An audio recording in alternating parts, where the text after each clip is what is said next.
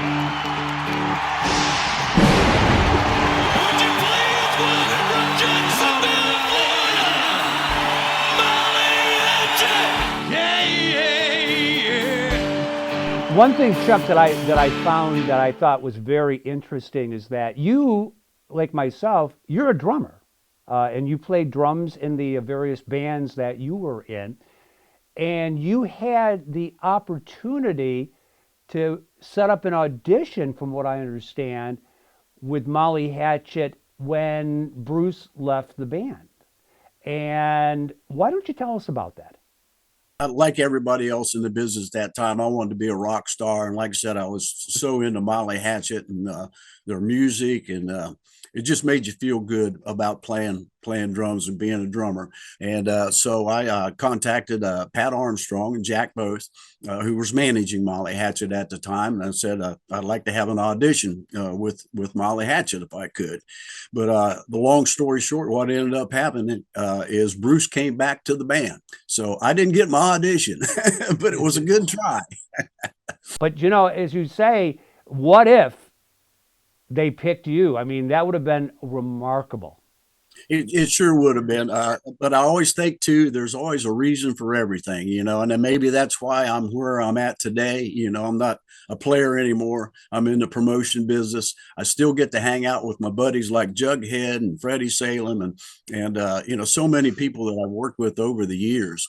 So it's been an amazing ride. It really has. I'm curious about some of the different acts that you actually book nowadays, and some of them come to mind. Obviously, one that I can think of right off the bat. Unfortunately, he's no longer with us. He was a very good friend of yours. From what I understand, you became very personally involved with him. Charlie Daniels from the Charlie Daniels Band. A great guy. I can't say enough about him. I don't think anybody in the business could say anything bad about Charlie Daniels. He was everybody's friend. Just such a wonderful guy, and just that's pretty much it. Just a great guy. I've been to his gravesite twice now. Went to his funeral when he passed away. That's how much respect I have for that gentleman. You know what?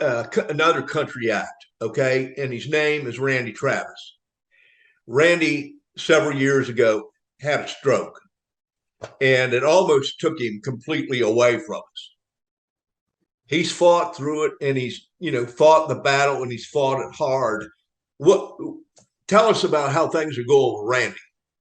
Randy's doing well, well as expected, I should say. He went through some intense therapy, for about 2 years there, and I prayed every night.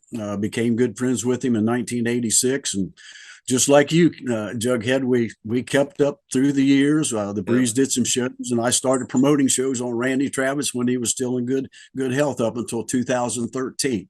But I go to visit him at least once or twice a year. I've been to his home in Texas, has a beautiful ranch. I go to Nashville every once in a while when he's in Nashville. He knows what's going on. He's very alert. He can make hand gestures. He can say yes, no. He'll thank you. He knows what's going on. He just can't put words into sentences. But I tell you what, he's got a wife that is just she's an angel. I mean, she's been his saving grace.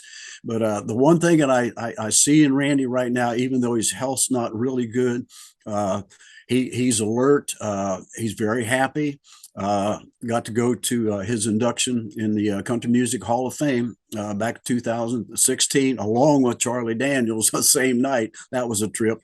And when I visited Randy in Texas in December 2015, first time I'd seen him after the stroke and everything, and we visited that day once again with his wife, and she kept him moving. She would get him up, make him walk. We went outside that day, walked around the porch on the perimeter of his house there.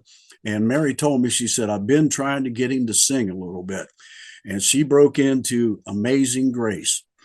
And Randy started singing right along. The words weren't very, fluent at that time, but he sang every word right along with her. The night of the night of his induction into the Hall of Fame, they didn't even know that he was going to step up to that microphone. He'd been inducted. His wife Mary said, "Tonight, I want to give you Randy Travis's voice back." And he broke into singing Amazing Grace solo on his own. And there wasn't a dry eye in that auditorium that night. I'll tell you what, I had the biggest lump in my throat knowing that, a year prior to that, that I had actually witnessed Randy singing that on his front porch at his house. It was just me, him, and Mary there. I'll never forget it. Garth will help you. Amazing grace, how sweet the sound that saved a wretch like me. Chuck, our conversations over the past 2 episodes have been fantastic. Not only have we talked about your friendship with the Outlaws, but also you meeting and even possibly auditioning for Molly Hatchet. And then from there, you go into your own musical career with RMA, working with great people like the great Charlie Daniels and even Randy Travis. And you were there at the induction ceremony for Randy Travis after his major stroke. And, Chuck, I'll tell you what, I think the 3rd episode is going to knock it into the ballpark and out of the ballpark, because you're getting ready to tell us the story of when you worked with this superstar before that individual hit the big time. So all I can say is, from Studio 1J in beautiful St. Augustine, Florida, stand by for the next episode of